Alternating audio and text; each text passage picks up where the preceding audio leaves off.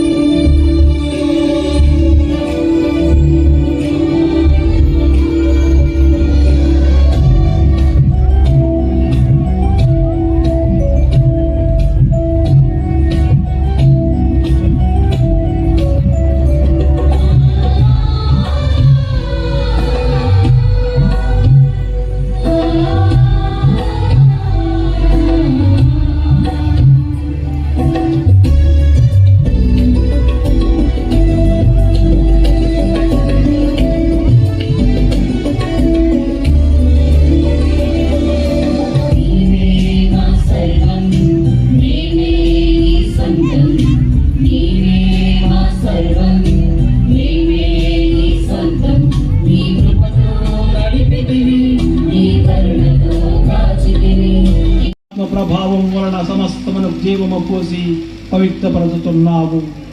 ప్రపంచమాద్యంతము సూర్యోదయము నుండి సూర్యాస్తమయము వరకు నీ నామమునకు నిర్మలమైన బలిని అర్పించుటకై ప్రజలను నిరతము పిలుచుతున్నావు.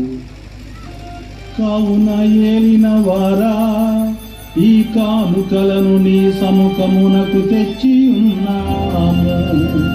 పవిత్రాత్మ ద్వారా వీరిని పవిత్రపరచ ప్రతిమాలు కొనుచున్నాము.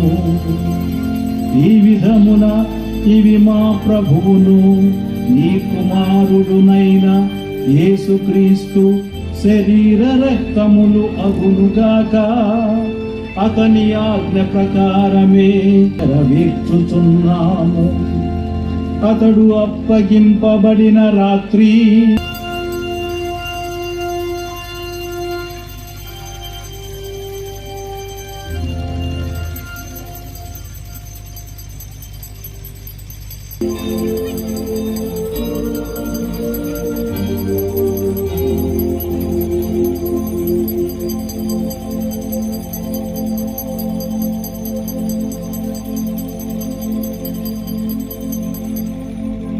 గారు రాసిన సువిశేషములోని భాగము.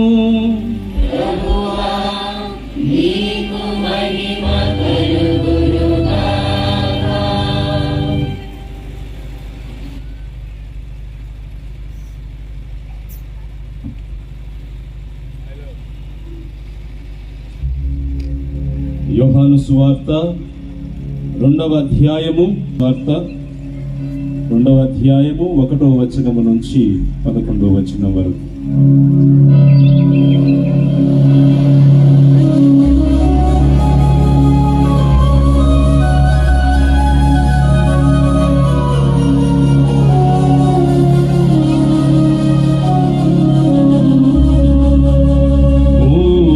రోజున గలిలియలోని కానా పల్లెలు ఒక పెళ్లి జరిగెను. యేసు తల్లి అచట ఉండెను. యేసు ఆయన శిష్యులను ఆ వివాహమునకు ఆహ్వానింపబడిరి. అచట ద్రాక్షారసము తక్కువ పడగా యేసు తల్లి వారికి ద్రాక్షారసము లేదు అని ఆయనతో చెప్పెను.